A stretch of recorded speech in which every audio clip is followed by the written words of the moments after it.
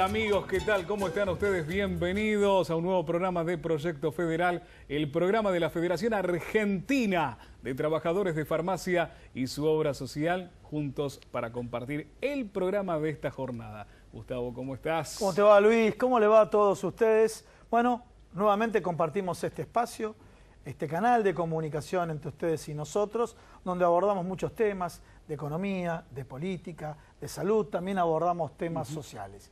Pero como tenemos muchísimos invitados en el día de hoy, ya le comentamos las vías de comunicación para que se contacten con nosotros y en el transcurso del programa vamos a ir presentando a los invitados.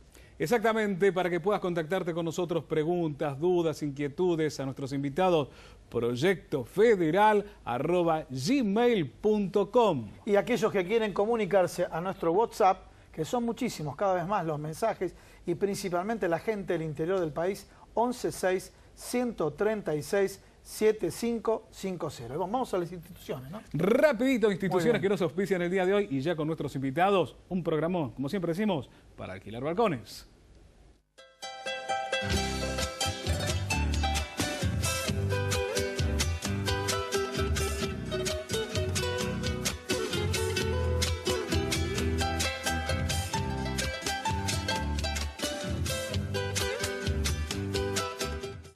Federación Argentina de Trabajadores de Farmacia, 70 años en defensa de los derechos del trabajador del sector, comprometidos con la formación de nuevos líderes sindicales.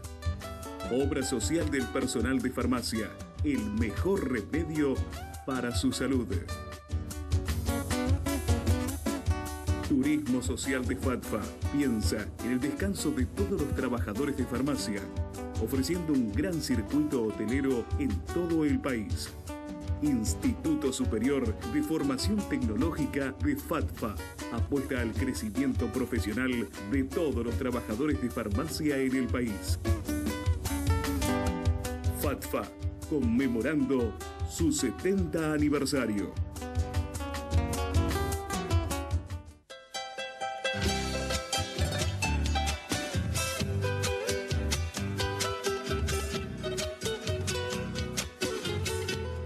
Bueno, uno de los temas que me imagino que a ustedes les debe interesar. Cuando es fin de año, uno dice, voy a hacer un balance del año. Entonces puedo, si quieren, es feo ser autorreferencial, pero creo que con esta autorreferencia uno puede proyectarse lo que ve en el entorno, en los conocidos, en los amigos. Fin de año, bueno, vamos a hacer un balance. Y cuando uno hace el balance, en definitiva puede tener distintos abordajes, o ser muy duro, muy crítico con todo lo que pasó, o de última pensar que, bueno, hoy es 31, es el balance, y a partir del día primero cambia todo. Sí, a partir del día primero, si todo fue malo, va a ser un escenario maravilloso. Este tema del balance de fin de año y un poco la psiquis de los argentinos, cómo vemos el fin de año y la proyección de un año nuevo, lo vamos a hablar con un profesional y me refiero al doctor Juan Manuel Bulacio. ¿Cómo te va? ¿Qué tal, Gustavo? Bien. ¿Exageré en la presentación o es así? No, es así. La verdad que diciembre es un mes muy especial. Yo diría que es el que tiene características estacionales más marcadas, ¿Ah, sí? al menos desde lo que nosotros podemos ver en el consultorio, ¿no? Porque en diciembre pasa esto de los balances, pasa lo de los propósitos, pasa el apuro que llega a fin de año y se acaba el mundo y hay que hacer todo antes.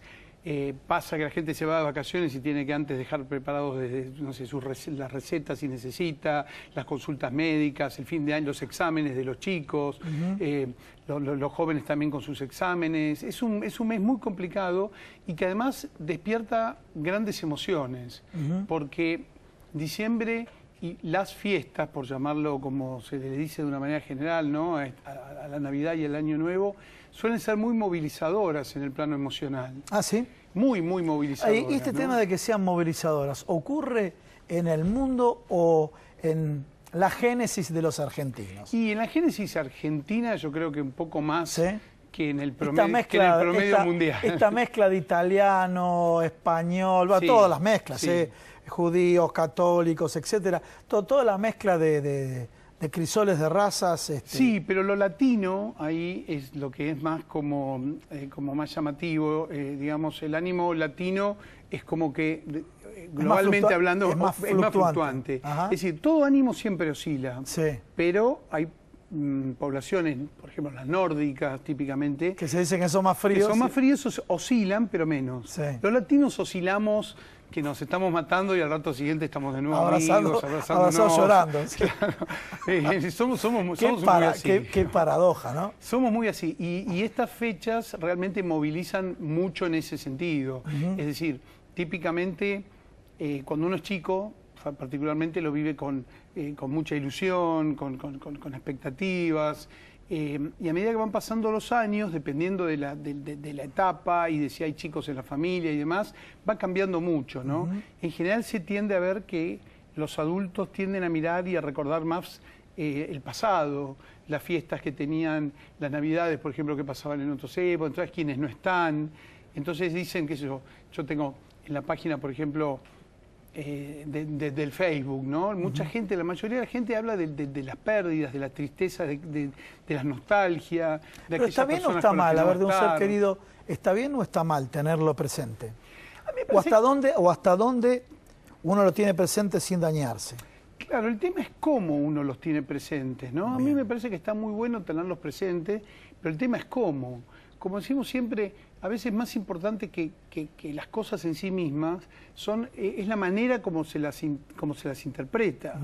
Entonces uno a la hora de hacer balances, que hablabas vos al principio, o a la hora de evaluar aquellas personas que no están o que le vienen en el recuerdo emocionalmente, digamos, uno puede verlo desde muy diferentes lugares.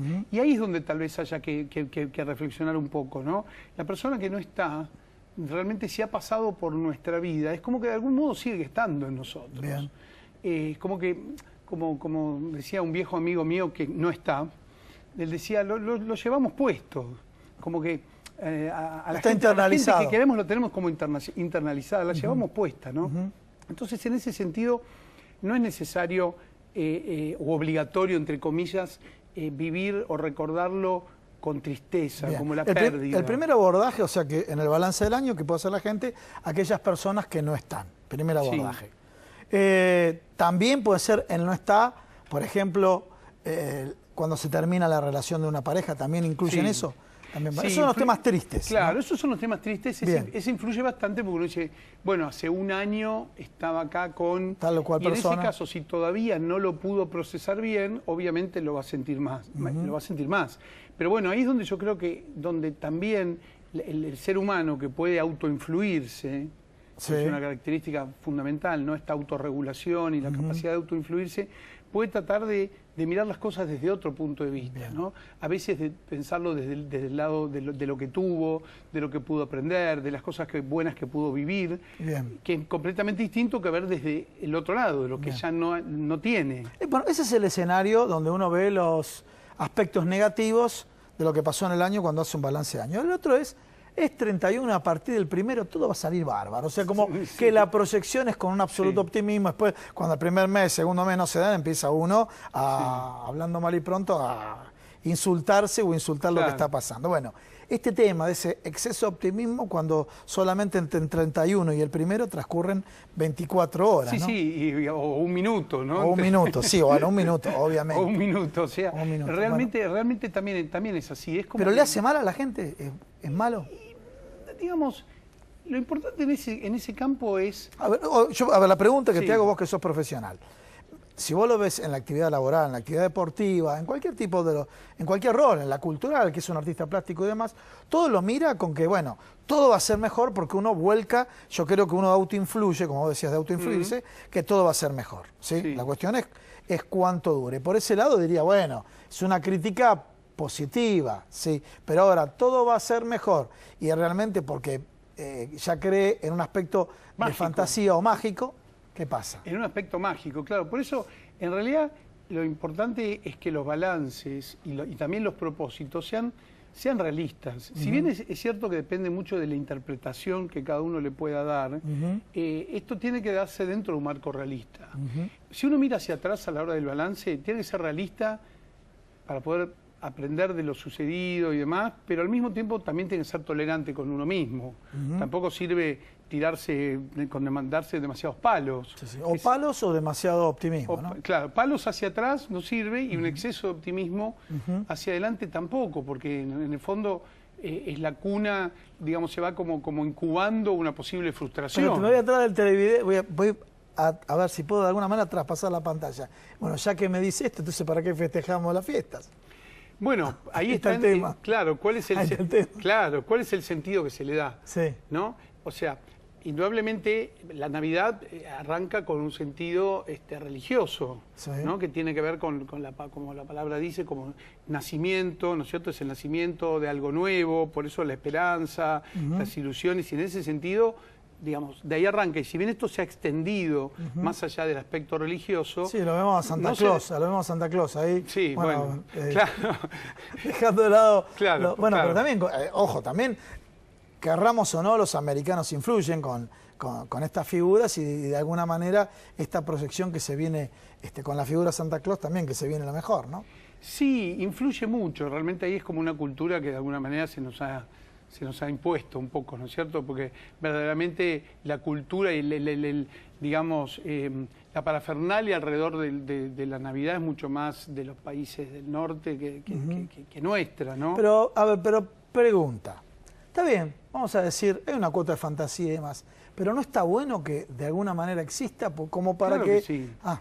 Claro que sí, porque eso es renovar justamente, si uno vuelve a este sentido de nacimiento, es renovar las esperanzas, renovar las expectativas, los propósitos, tratar de hacerlo cuando se trata de eso de una manera realista, ¿no es cierto? No sé, uno a veces pierde, tanto se confunde el sentido, que tomemos el origen, digamos, desde lo religioso de la Navidad, más allá de la postura que se tome en lo religioso particularmente, pero como concepto, ¿no? Bueno, Navidad, nacimiento, un pesebre, humildad plena, humildad, o sea, el hecho quizá que ha marcado más trascendentemente nuestra historia se da en un marco de una humildad absoluta, y la fiesta suele ser más bien marcadas por que no falte nada, que no falte nada. Por lo que va a haber, por comidas que uno no hace en el resto del año. Sí, va a comer todo lo que no come en el año. Y claro, y lo come tanto que no lo puede volver a comer hasta el otro año, ¿no? Porque no lo puede ni ver durante un año, ¿no? Pero digo, se dan todo ese tipo de cosas un poco paradojales. Por eso es buscar el sentido. Pero, a ver, te lo voy a mezclar hasta con el rock la pregunta. A ver. ¿No será como una canción que dice de nada sirve escaparse de uno mismo? ¿No es eso? Y de alguna manera también es así, ¿no? ¿O sirve o no sirve? A ver, en las ilusiones uno tiende a escaparse de uno mismo. Lo que pasa es que las soluciones mágicas no existen. No existen, no se sostienen y son nuevas frustraciones. A ver, hace un año uno se hacía muchos propósitos. Y está bueno renovarlo, pero está bueno hacerlo de un modo realista también, ¿no? Porque si no es, insisto, la incubación de una futura frustración, ¿no? Bien. Así que bueno, en definitiva... O sea, la lente, el tema es la lente con que uno hace este balance. Claro, la lente para el balance de lo vivido, la lente para la proyección de lo futuro, la lente para evaluar o para tratar de ver desde lo emocional, rescatar aspectos vividos y no solamente, y no enfocarse en las pérdidas, ¿no es cierto? Mucha gente se queja de estar sola, por ejemplo, y mucha gente está sola, y eso es algo que suele resultar bastante triste. Sin embargo, yo siempre me pregunto cuando escucho gente, y mucho en la página, insisto, que hablan sobre la soledad, hay tantos solos, ¿por qué no se juntan un poquito? Claro. ¿No? Entonces, detrás de la soledad hay también una decisión, en algún grado al menos, ¿no? Es decir, también depende de que uno pueda abrirse a otra persona que quizá esté solo. Uno tiende en nuestra cultura, otra vez latina, de emociones tan exacerbadas, también hay una cierta tendencia a victimizarse. Y esa victimización... ¿Es la autodestrucción también? Es bastante autodestructiva, empuja poco, digamos, hacia el futuro, ¿no es cierto? De un modo constructivo y positivo, ¿no? Bien. ¿Otra reflexión nos puedes hacer? Bueno, tendríamos que ver también entonces que en esta época es para todos, si lo pensamos bien, una gran oportunidad. Y el otro tema que pasa, o sea, si uno lo toma bien, y el otro tema que pasa también en estas épocas que mencionábamos al principio, es que pareciera que la organización, con quién nos encontramos, cómo se organizan las reuniones, suelen ser motivo de conflictos, de discusiones, y ahí en el fondo también eso es un contrasentido, ¿no? Porque verdaderamente la idea sería que si se festeja se puede hacer desde la libertad. Bien. El que quiere invitar a alguien... O sea, no invitar... O sea, invitar tema, sin exigir. Sí, sin exigir... hay dos cosas. Una, yo agarré por otro lado, y eso puede ser mi propio error, mi propio error de interpretación. Yo agarré por el lado, invitar sin compromisos, me refiero... Porque a veces uno invita y lo que hace en las reuniones de fin de año es rejuntar, y a veces te enteras muchos casos de grandes conflictos en la fiesta de fin de año. ¿Sí? Sí, sí. El tema de rejuntarse, sí, donde existen viejas heridas. Pero vos lo abordaste de otra manera, ¿no? Claro, porque está el lado de la ofensa, o de con quién va, o una especie de competencia, si va con una familia, o si va con otra, o quién invita, o este año me toca a mí, o te toca a vos.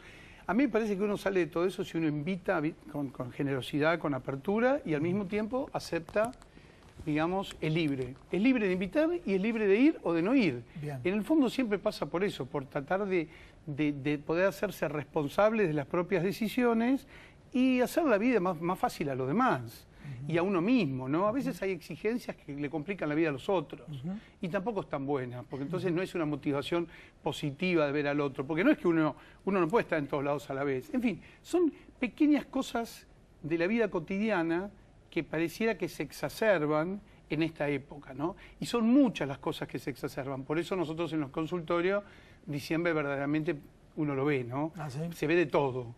Aumentan los cuadros emocionales, la gente tiene bajones, hay más depresión, el estrés ni hablar, el estrés de fin de año. A ver, el estrés de fin de año, le voy a preguntar, ¿vieron? Estoy haciendo la consulta acá en televisión, imagínense, acá los profesionales me van a terminar matando. El estrés de fin de año. A ver, contanos un poco y ya pasamos al otro bloque.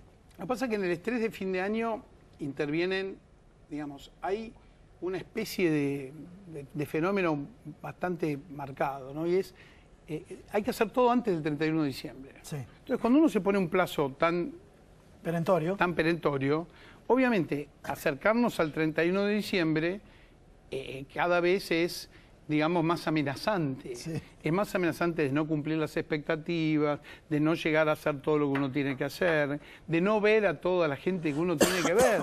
A nadie se le ocurre hacer... Nosotros decíamos, yo decía en broma que íbamos a hacer la fiesta del hospital cuando estaba años atrás, la fiesta de fin de año que la quería hacer en julio.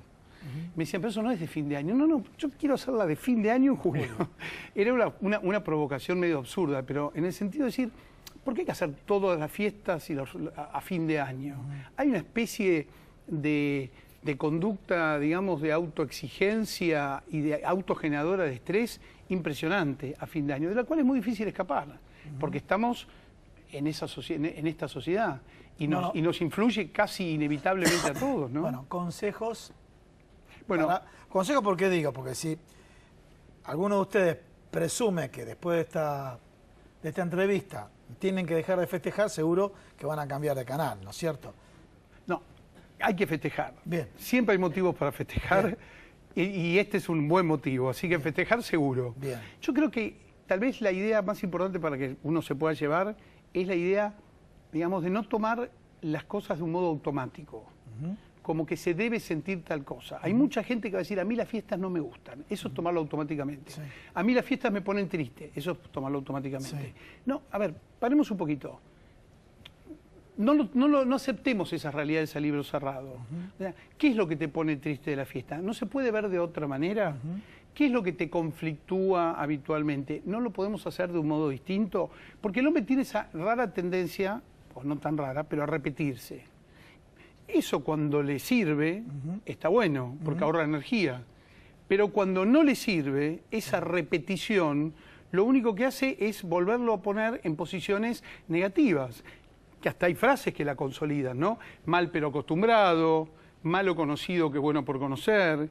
Todos conceptos que son conceptos como muy de autovictimizarse y que son muy negativos. Entonces yo lo principal que diría es que uno piense que realmente uno puede autoinfluirse y puede tomar las cosas de un modo mejor que el que lo toma si se lo propone y si trata un poquito de buscarle la vuelta, solo o a veces con un poquito de ayuda, pero no automatizarse en una respuesta que no le es funcional, que no le es útil, ¿no? Muchísimas gracias, realmente siempre con mucha atención y bueno, de alguna manera espero que nos sirva a todos, ¿no? De cómo abordar distintos temas que nos ocurren en el día a día. Vamos a un pequeño corte y continuamos.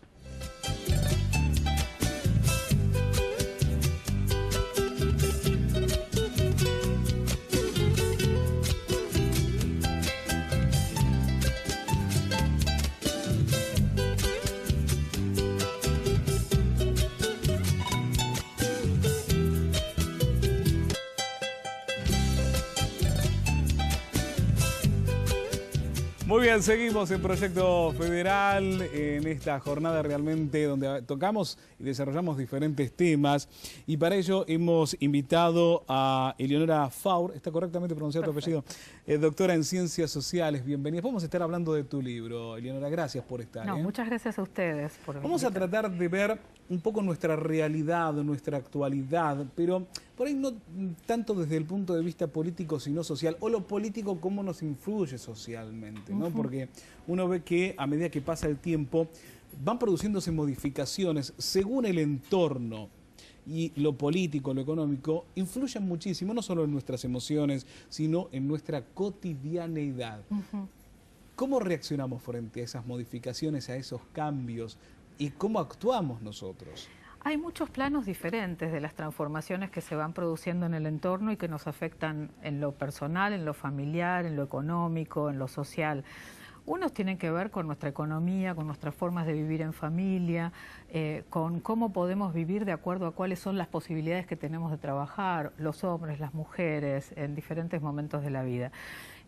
Nosotros con el libro abordamos algunas de estas cuestiones, otras las podemos seguir comentando, por supuesto, y tienen que ver con algo que ha pasado, que ha explotado en el último año y medio, y que es la visibilización de algunas situaciones que se vivían muy de puertas adentro, como las cuestiones de desigualdades de género, de violencia entre parejas, de los femicidios, y salieron a la luz pública. ¿Por qué salieron a la luz en el año 2015 y no antes y no después? Esos son motivos muy difíciles, es muy difícil hacer semejante, ¿no? Claro. Responder eso. Pero en el momento que todo esto se empieza a conversar, hay muchas preguntas que nos podemos hacer. Por ejemplo, en relación con lo que vos preguntabas de la cuestión social, económica y política.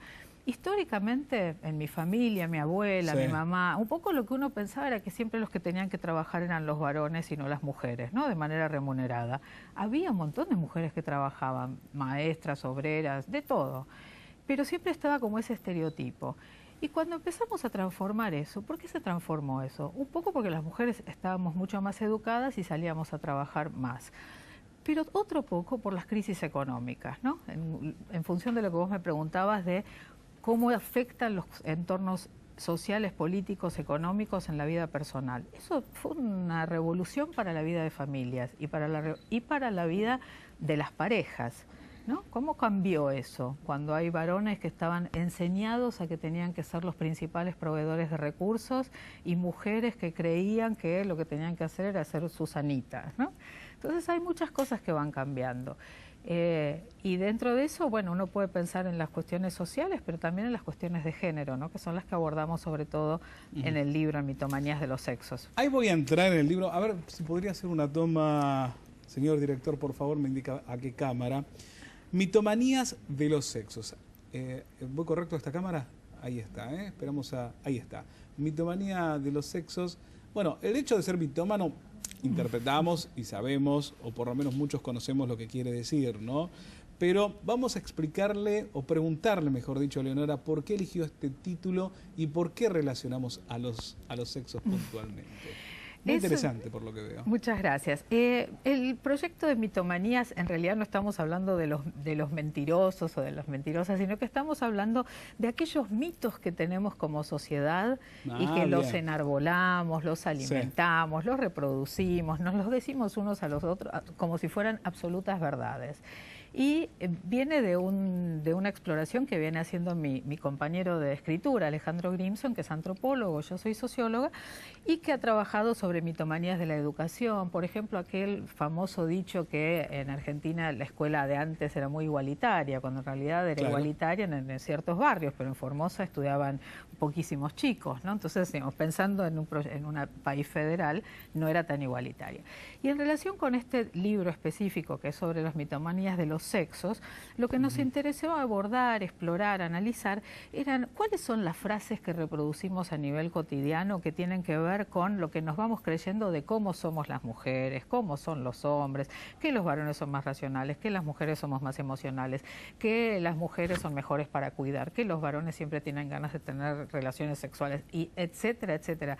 Analizamos como 100 frases de esas características que hacen parte de nuestro lenguaje cotidiano y las vamos desarmando en un lenguaje muy ágil y con cierta chispa cuando se puede. Digamos, hay lugares que son mucho más oscuros, más difíciles, como la violencia de género, que también analizamos, pero las respondemos con datos de la investigación social, de la antropología, de la historia, de la sociología, y así vamos como desarmando estos mitos, ¿no? Un poco la invitación es a reflexionar. Bien, vamos a pedir un pequeño corte que vamos a hacer y vamos a dejar latente este tema que es muy interesante. Mitomanías, pero desde el mito y no desde la creencia de la mentira, que lo podemos relacionar con ese. Pero está muy bueno jugar con ese título. Hacemos un corte, quédate con nosotros, no te vayas, ya venimos con la doctora y un tema interesantísimo. Ya seguimos en Proyecto Federal.